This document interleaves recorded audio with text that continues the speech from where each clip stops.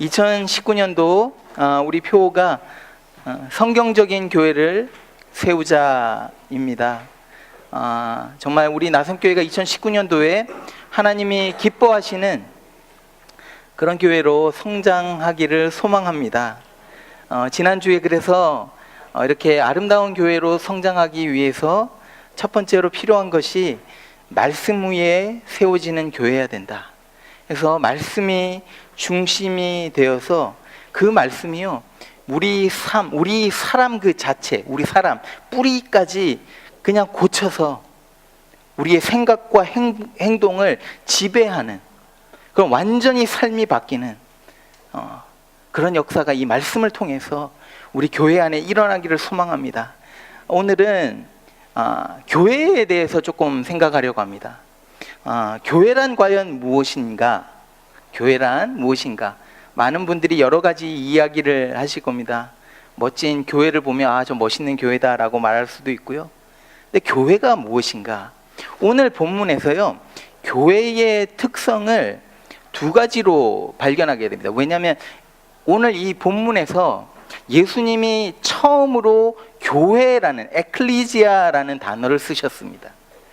그래서 오늘 이 본문을 통해서 과연 교회가 무엇인가에 대해서 두 가지로 여러분들과 잠시 생각을 하려고 합니다. 첫 번째는, 교회는요, 예수님을 정말로 만나서, 그러니까 예수님을 진짜 인격적으로 만나서 예수님을 정말 잘 아는 사람, 남편 아내를 알듯이 내가 예수 그리스도를 정말 깊이 잘 아는 사람들이 모인 공동체입니다. 예수님이요, 제자들에게 이제 물으시는 거예요.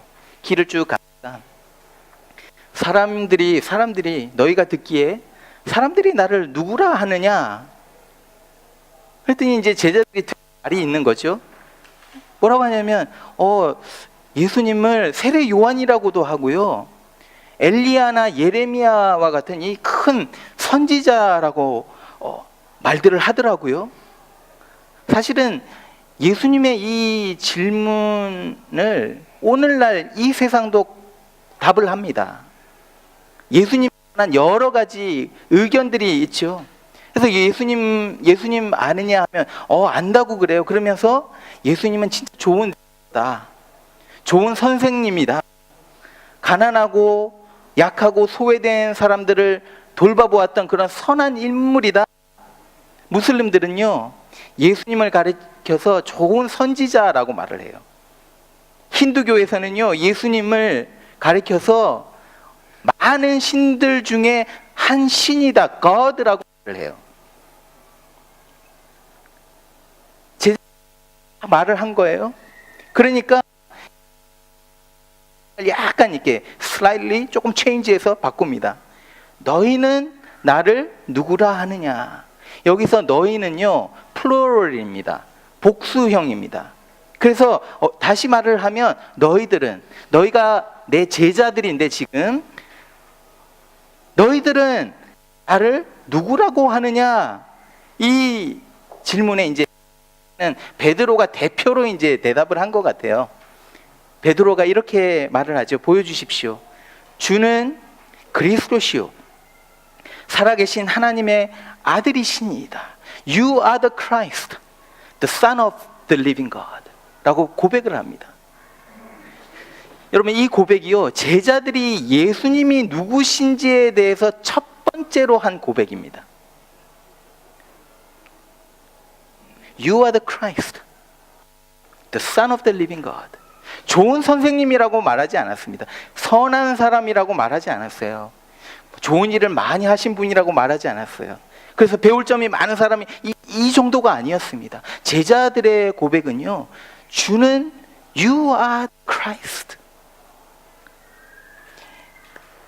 크라이스트라는 말이 사실은 이 구약 성경에 똑같은 말이 메시아입니다. 메시아라는 단어는 anointed, 기름 부음을 받은 자라는 뜻입니다.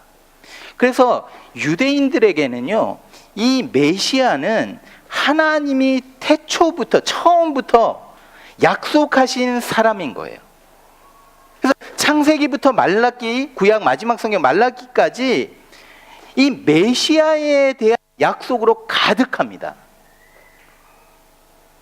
그래서 창세기 3장 15절에 보면 여자의 후손을 주겠다라고 말씀합니다. 여자의 후손이 와서 뱀의 머리를 치겠다. 죄와 사탄의 권세를 무너뜨리겠다라는 말씀이죠. 여호수아로 가보면요, 이스라엘을 구원하실 주님으로 말했습니다.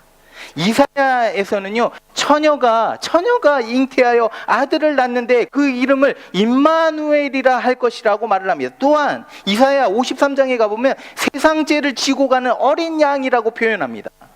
다니엘에서는요, 앞으로 오실 왕의 왕이라고 설명하고요, 호세아에서는요, 신실한 남편으로, 스가랴 가보면 대제사장과 왕으로, 말라기에 가보면 인간의 몸을 입고 우리에게 스스로 찾아오실 하나님으로 메시아가 표현되고 있어요.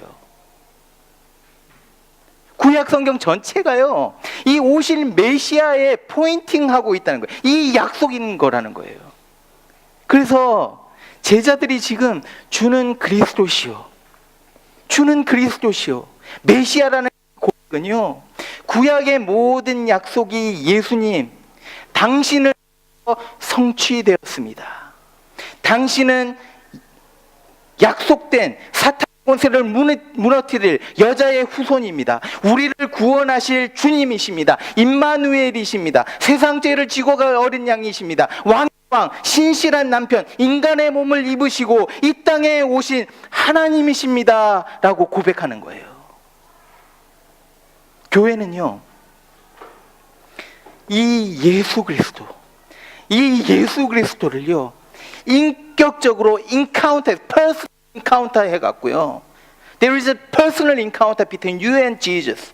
그래서 이 퍼스널 인카운터를 통해서 내 삶이 180도로 바뀐 그런 성도들이 함께 모인 곳이 바로 교회라는 거예요. 이것이, 이런 공동체가 교회입니다. 그런데 교회 안에 무늬만 그리스도인들이 너무 많은 거죠.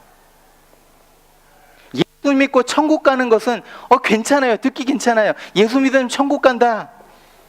한번 믿어보지 뭐. 천국 가는데 손해볼 거 없다. 그런데 지금 내 삶 속에 예수 그리스도가 찾아오셔서 내 삶의 주인으로 오신다는 것은 부담스러운 거예요. 그런데 진짜 그리스도인들은요, 예수님을 나의 삶의 주로 인정하는 사람들입니다. 지난 금요일, 토요일 이제 저희가 가정교회 리더들이 1박 2일로 기도회를 갔다 왔습니다.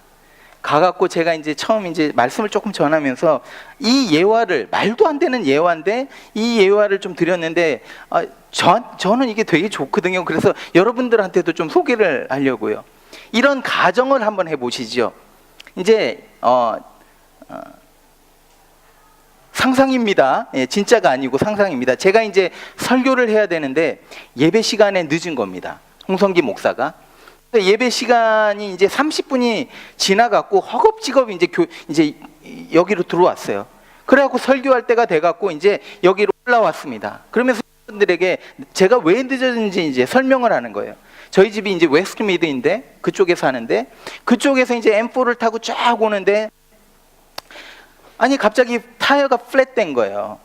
그래갖고 바람이 없으니까 한쪽으로 이제 차를 세워서 이제 차 바퀴를 뺐는데 이 차 바퀴가 갑자기 고속도로로 굴러가는 거예요. 그래서 그 굴러가는 그 바퀴를 잡으려고 제가 이제 뛰어 들어가서 잡는데 그 순간 갑자기 추럭이 쫙 와갖고 저를 빵 박습니다. 치였습니다, 차에. 붕 떠갖고 이제 멀리 떨어졌는데 또 뭔가에 의해서 탁 일어났다는 거예요.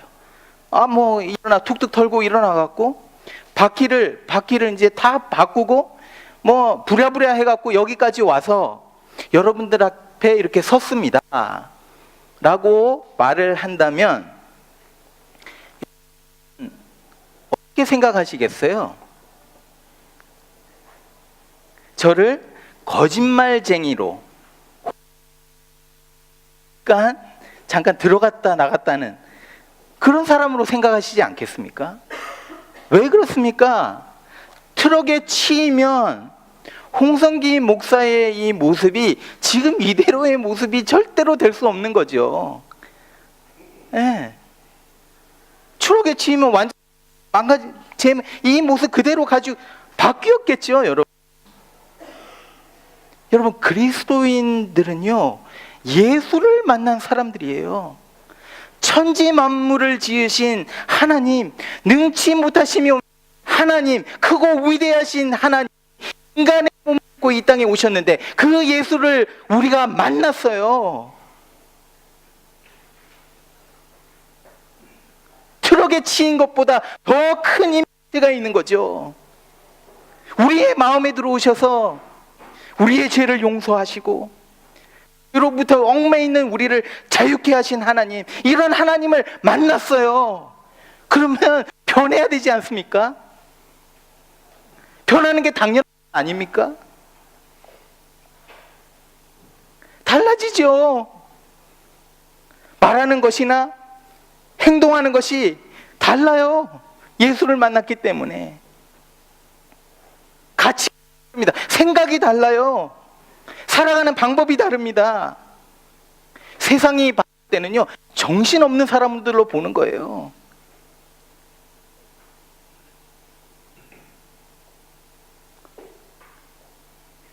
예수를 만났기 때문에 레디컬한 삶으로 변하는 겁니다. 여러분, 예수님 만났습니까? 예수님 아십니까? 교회는요, 예수를 만나서 라이프가 180도 변한 사람들이 모인 공동체입니다. 신앙생활을 얼마나 오래 했느냐 질문하는 것 아닙니다. 여러분의 부모가 믿음이 있는지, 몇 대째 신앙인지 묻는 것도 아닙니다. 그거 중요할 수도 있어요. 그런데 더 중요한 질문은요, 여러분들에게 질문하는 이 질문은요, 이 예수 그리스도, 이 예수를 정말 아는지, Do you know Jesus? Do you truly know Jesus? 그분 앞에 내 삶을 드리고 그분 앞에 나의 주인이 되어달라고 무릎을 꿇은 적이 있느냐, 이겁니다. 이 질문입니다. 여러분, 저는요, 이 질문보다 더 중요한 질문은 우리 인생에 없다고 생각합니다. Do you know Jesus? 인생 속에서 많은 질문들을 합니다. 내가 누구와 결혼하게 될까? 어떤 사람이랑 결혼해야 되는가? 어떻게 하면 이 결혼을 지탱할 수 있을까? 내가 어떤 학교로 진학해야 되고, 내가 어떤 직장으로 들어가야 되고, 내가 이 어려운 상황을 어떻게 뚫고 나갈 것인가? 이런 경제적인 어려움 속에서 어떤 결정을 내릴 것인가? 암이라는 병을 가지고 어떻게 살아갈 것인가? 저는요, 이 수많은 인생의 질문들이 한 질문, Do you know Jesus? 이 질문의 답에 의해서 바뀐다고 생각합니다. 여러분, 예수님을 정말로 알게 되면 여러분들이 어떤 사람과 결혼해야 되는지 답이 나오죠. 인물만 보면 안 돼. 젊은 결혼 안 하신 분들, 인물만 볼 것 아니죠. 그 사람이 가진 돈, 그 사람이 가진 직업, 그것보다 더 중요한 것이 보이기 시작하는 거예요. 경제적인 어려움 속에서 많은 유혹들이 있을 텐데, 예수를 안다면, if you know Christ, if you know Jesus, your decision will be different. 결정이 달라질 거예요. 사업하면서 사업하는 방법이 달라질 겁니다.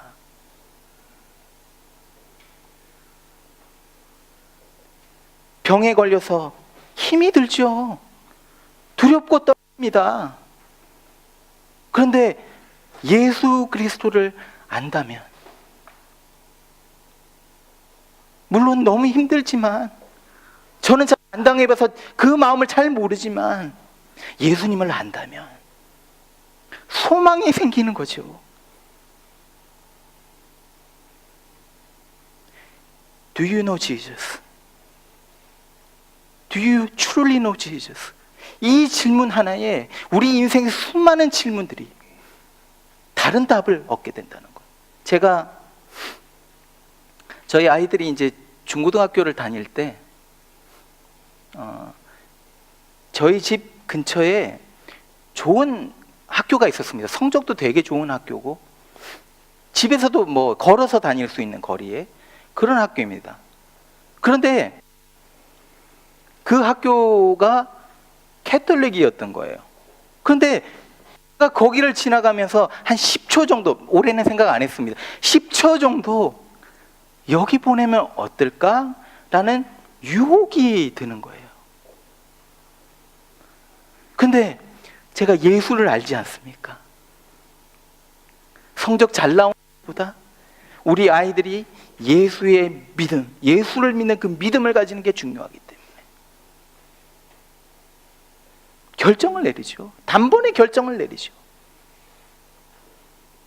여러분, 우리들이 하는 모든 결정들이 예수님을 우리가 알 때, 정말로 알 때 세상 사람들과 전혀 다른 결정을 하게 됩니다. 그래서 저는요, 이 질문의 답이 어떤지 여러분들 한번 스스로 물어보시기 바랍니다. Do you know Jesus? 여러분의 인생이 바뀌는 겁니다. 교회는요, 예수님을 정말 만난 사람들이 모인 공동체입니다. 이게 첫 번째고, 두 번째는요, 교회는 예수님이 누구신지 선포하는, 프로클레임하는 공동체입니다. 그러니까 아까 말씀드린 것 같이 이제 예수님이 교회라는 단어, 에클리지아라는 단어를 이제 여기서 처음 쓰시는데 보여주십시오. 이렇게 말합니다. 또 내가 내게 이루는, 이제 베드로에게, 이제 베드로가 고백을 했고 이제 이야기를 합니다. 너는 베드로라. 내가 이 반석 위에 내 교회를 세우리니 음부의 권세가 이기지 못하리라. 사실 이 구절 때문에 기독교 역사 가운데 엄청난 많은 혼란과 또 분열이 있었던 것이 사실입니다. 문제는 뭐냐면 여기 반석이 도대체 무엇이냐라는 거죠. 그래서 카톨릭에서는 이 반석을 베드로라고 말합니다. 왜냐하면 베드로라는 이름의 뜻이 rock, 반석입니다. 그래서 너는 베드로다, 이 말은 너는 반석이다, 반석 위에 세우겠다라고 말합니다. 예, 성경을 이렇게 쭉 보게 되면 비유로, 이 메타포를 쓰는 경우가 굉장히 많습니다. 그래서 지금 이 rock, 이 반석이라는 것도 하나의 지금 메타포로 쓰고 있는데, 메타포가 쓰일 때는 항상 그 컨텍스트를 봐야 되는 거죠. 그 내용을 봐야 됩니다. 그래서 어떤 성경으로 가보면 이 럭이 예수님을 표현할 때 쓰인 적도 있고요. 또 어떨 때는 사도들을 가르쳐서 말한 적도 있고, 에베소서 같은 경우에는 2장 20절인데 집에 가서 한번 찾아보십시오. 여기서는 예수님을 모퉁이 돌로 표현하고 있고 사도와 선지자를 그 터라고 표현하고 있습니다. 그래서 이런 메타포가 사용될 때 그 내용을 잘 살펴보고 해석을 해야 되는 거죠. 여기서 베드로에게 네가 반석이다, 이 반석 위에 내 교회를 세우겠다 말한 것은 바로 방금 전에 베드로가 고백한 그 말, 주는 그리스도시요 살아계신 하나님의 아들이시니이다, 이 고백한 그 고백 위에 주님께서 이 교회를 세우시겠다는 말씀입니다. 이렇게 해석할 수밖에 없어요. 그래서 보십시오. 이게 사실인 것을 제가 증명해 보일게요. 주님이 이제 죽으시고 부활하셨습니다.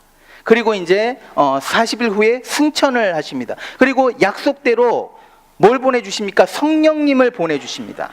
성령님이 오순절에 다락방에 이제 모여있던 제자들에게 임했어요. 120명의 제자들에게 임했어요. 그렇게 되니까 이 제자들이 숨어 있다가 성령의 권능을 받게 되니까 힘이 나는 거예요. 그래서 어떻게 됩니까? 바깥으로 뛰쳐나갑니다. 거리로 뛰쳐나가서 각기 다른 방언으로, 각기 다른 나라 말로 예수에 대해서 이 복음을 전하기 시작하는 거예요. 이때 베드로가 딱 일어나갖고 첫 번째 설교를 하게 됩니다. 그래서 이게 사도행전 2장 14절부터 베드로의 첫 설교가 쫙 나오는데, 이 설교의 클라이맥스가 어디냐면 36절입니다. 한번 보여주십시오. 이렇게 말합니다. 그런 이스라엘 온 집은 확실히 알지니, 자, 너희 확실히 알아라. 너희가 십자가에 못 박은 이 예수를 하나님이 주와 그리스도가 되게 하셨느니라. 여기서 베드로가 지금 뭘 선포하고 있습니까? 예수님이 Lord and Christ, 예수님이 주님이고 그리스도라는 사실을 지금 선포하고 있는 거예요. 여러분, 지금 이 고백이 어디서 나왔습니까? 마태복음 16장, 우리가 방금 본 그거, 베드로 예수님 앞에서 고백한 그 고백. 그래서 보십시오, 이것이 선포되었을 때, 베드로가 이렇게 설교를 하면서 이것이 선포되었을 때, 이것을 듣고 유대인들이 막 가슴을 칩니다. 우리가 어떻게 합니까? 그러니까 베드로가 회개하고 돌아오라, 세례를 받. 그래서 그날 세례를 받은 사람이 3,000명이 된 거예요. 그러면서 첫 번째 교회가 세워집니다. 놀랍지 않아요? 저는 이거 보면서 진짜 놀랐는데 안 놀라시네. 예, 이게 교회의 시작이에요. Upon this rock, 이 반석 위에 예수 그리스도가 주 되시고 그리스도 되신다는 이 고백 위에 교회를 세우겠다는 이 말씀이 지금 여기서 이루어지고 있는 거예요. 그런데 여기서 멈추지가 않습니다. 교회는요, 계속해서 세워져 가죠. 그래서 12장까지 베드로의 그 사역을 통해서 교회가 막 부흥합니다. 그런데 13장에 가서 바울이라는 사람이 딱 등장해요. 그러면서 베드로는 점점 뒤로 물러나고 이 사도 바울의 그 다음에 사역이 마지막까지 연결되는 거예요. 그래서 바울의 이 사역을 통해서 교회가 막 더 왕성해집니다. 이방인들에게도 복음이 전해지고요. 지중해에 있는 거기에도 교회가 막 세워지는 거예요. 이게 무엇을 뜻합니까, 여러분? 교회는 사람 위에 세워진 것이 아니라는, 홍성기 목사가 이 교회 세운 거 아니라는 거예요. 물론 하나님이 사람을 사용하십니다.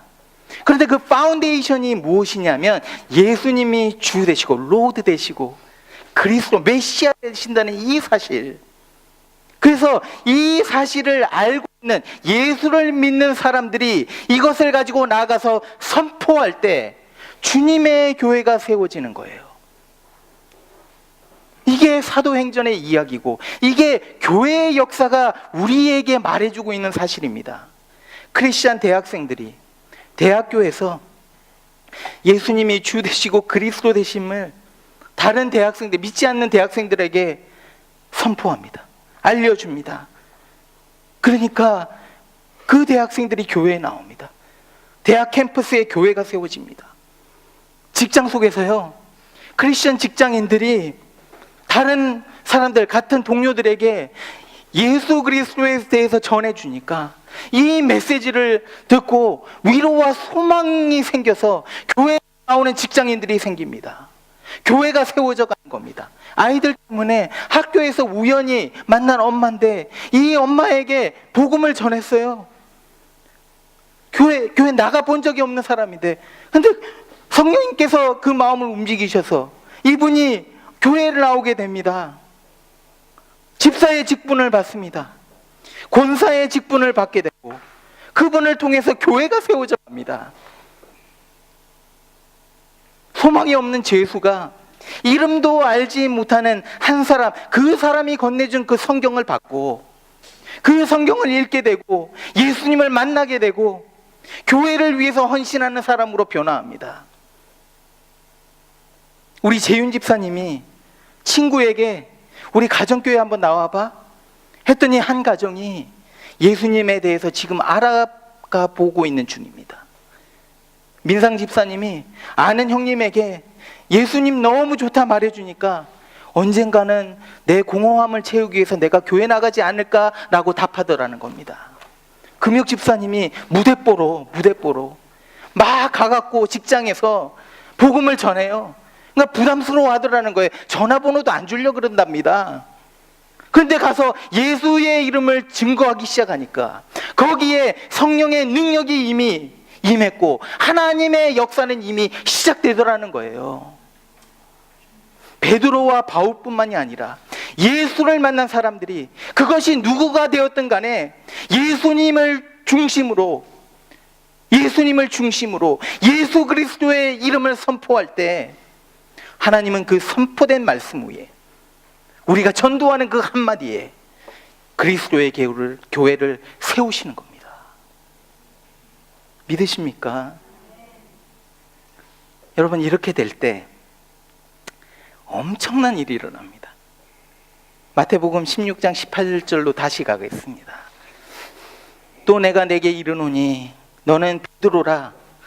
내가 이 반석 위에 내 교회를 세우리니 음부의 권세가 이기지 못하리라. 음부의 권세, 이 말은요 유대인의 수고입니다. 이디엄입니다. 주이시 이디엄이에요. 이게 무슨 말이냐면 죽음의 power of death, 죽음의 힘. 그래서 이게 무슨 말이냐면 죽음의 권세가 예수를 막을 수 없다는 거예요. 예수님이 십자가에 죽으셨습니다. 제가 왜 예수를 믿는 줄 아세요? 3일 만에 다시 부활하셨기 때문에. 말씀대로 예수님은요 죽음을 이기신 거예요. 제가 지금까지 살아오면서 죽었다가 3일, 4일, 5일이 지나서 다시 살아났다는 이야기를 들은 적이 없습니다. 인류 역사상 단 한 사람만이 이 죽음을 이긴 거예요. 죽음의 권세를 밟아버렸습니다. 죽음에 묶여있는 우리를 자유케 하신 거예요. 예수님이 이 죽음의 권세를 이기셨기 때문에 놀라운 일이 생깁니다. 무슨 일이 생기냐면 이 죽음의 권세가 교회를 막을 수 없다는 거예요. 그래서 교회는요 죽음 앞에서 벌벌 떨지 않습니다. 아니요, 죽음 앞에서조차 예수님이 주 되시고 그리스도 되심을 선포합니다. 그래서 여러분, 교회의 장례식에 가보십시오. 여기서 뭐가 선포됩니까? 그리스도가 주 되심이 선포됩니다.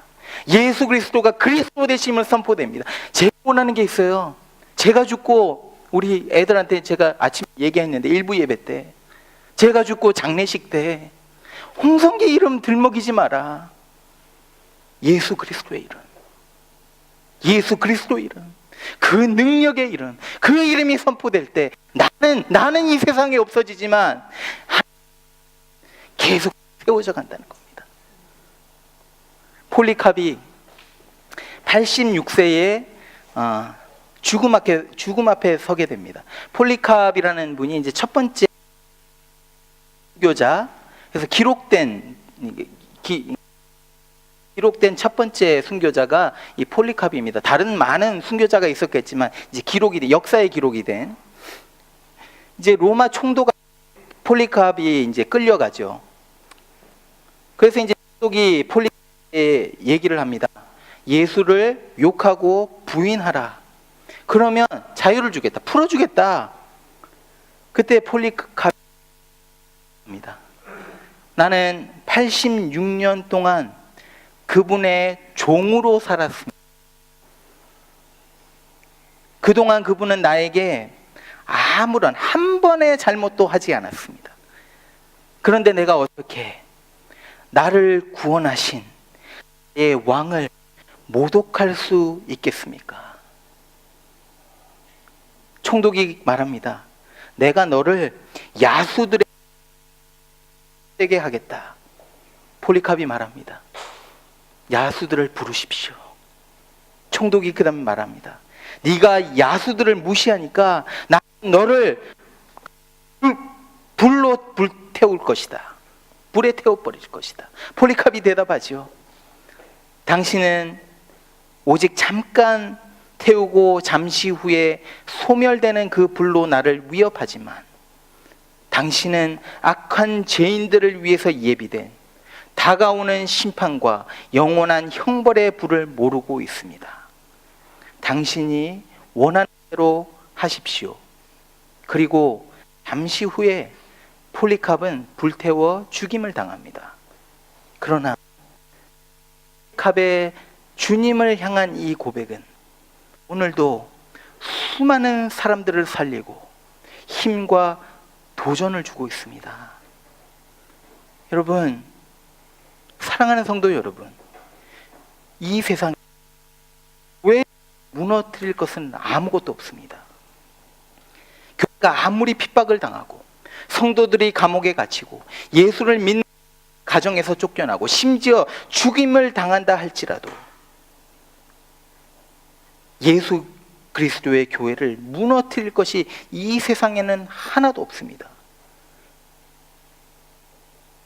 메마른 땅에 올라오듯이 일어납니다. 사탄이 공격해 오면 교회에게 교회에서 회복한다 할지라도 교회는 반석 위에 세워져서 흔들림이나 넘어짐이 없다는 거예요. 여러분, 그래서 보십시오. 예루살렘에서 시작된 이 교회, 베드로의 설교 후에 세워진 이 교회는요, 온 지중해를 뒤엎습니다. 지중해를 뒤엎습니다. 그 다음에 유럽을 뒤엎습니다. 그 다음에 북미 지역 속으로 옵니다. 교회가 각 지역에 세워집니다. 19세기에 이 복음은 한국과 아시아로 전해지고 동남아시아에 지금 20세기의 교회들이 세워지고 있습니다. 교회 절대로 세워질 수 없다고 했던 이 무슬림 나라에도 지금 교회가 세워지고 있습니다. 이것이 오늘의 현실입니다. 여러분, 이 모든 것이 어디서 시작됐습니까? 예수를 만나서 삶이 변화된 사람들이 예수의 이름을 온 땅에 선포할 때 그때부터 시작된 겁니다. 사랑하는 성도 여러분, 교회는요, 예수님을 만난 사람들이 모인 공동체입니다. 그리고 이 교회는 어떻게 세워져 가느냐 하면 예수 그리스도를 만난 사람들이 예수 그리스도가 주 되시고 그리스도 되심을 선포할 때 이 교회는 세워져 가는 것입니다. 2019년도에 저는 우리 나섬교회가요, 부흥의 경험을 좀 했으면 좋겠습니다. 영적인 이 부흥의 경험. 그래서 우리의 믿음이 더 강해지고 또 숫자적으로 여러분, 우리 선포하는 거기서 믿고 돌아오는 사람들이 정말 많아지기를 축원드립니다. 그래서 우리가 정말 하나님이 원하시는 그런 교회로 아름다운 교회를 원합니다. 우리 같이 찬양 하나 할까요? 나오시죠. 찬양팀.